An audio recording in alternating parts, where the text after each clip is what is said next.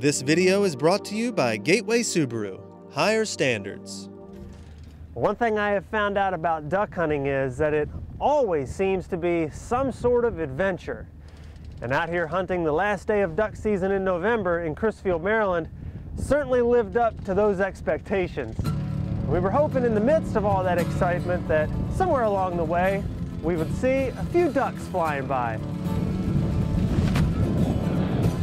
The adventure starts well before sunrise when the wind keeps us from cruising into the Pocomoke Sound and instead sends us to a location around Johnson's Creek. After tying up the boat to the edge of the marsh, Russell Harrison and Greg McCarty are throwing out the decoys. The guys are hunting from the boat, which has been equipped with a fold-up boat blind. Greg, we gotta hurry up. Guns are loaded and the ducks are already flying. Just the decoys, Russ. Get him. Upon closer examination, after retrieving the duck, the guys discover this is a goldeneye, much to Russell's surprise. Been hunting up here for a long time, almost all my life, and I've never seen a goldeneye up here. We continue getting some flybys, and despite Greg's calls, none get close enough. There's even a big flock of Canada geese, but they just keep going. Then Greg gets one to come in.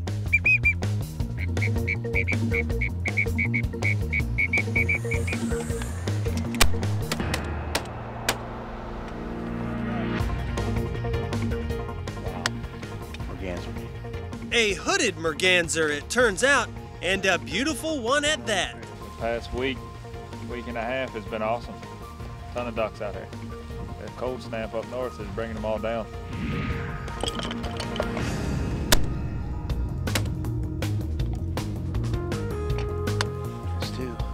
Some nice shooting by Greg gets two more ducks. That's when we notice the boat is no longer floating. While no video exists of what happens next, the aftermath is documented. Hold on, I just took a swim. Are you wet? Oh, I just did the breaststroke for, for about 15 seconds. I reached in to grab you because he fell in. You fell in. I said, oh, I can get him. And I went, whoop. Tried to push the boat off a mud flat before we get left, and we just found a hole, a deep hole. Poor Greg, well, all three of us went swimming. Poor Greg went in over his waders. He soaked. Yeah, never a dull day when you go duck. The tide had taken the water from under us. While pushing the boat, we stepped into the abyss. At least that's what it seemed like. I started doing the backstroke. Finally got a hold of something, but it's always an adventure here on the Eastern Shore, especially with Russell. I was a half inch from going under. Half inch?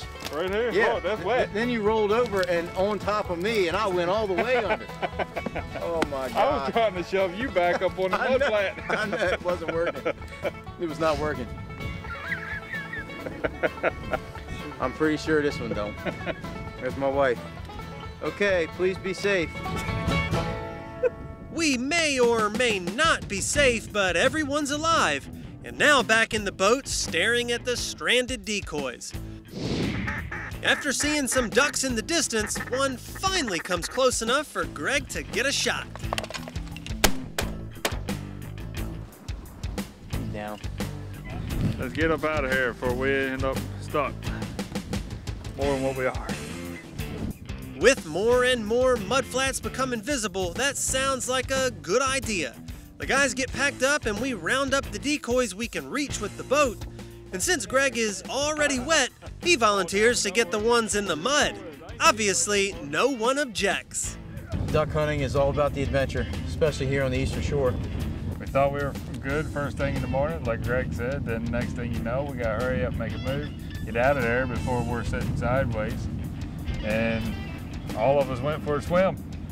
You know, walking out on the end of the dock and sipping coffee is not duck hunting to me. So this is truly Eastern Shore, Delmarva duck hunting. You better be ready.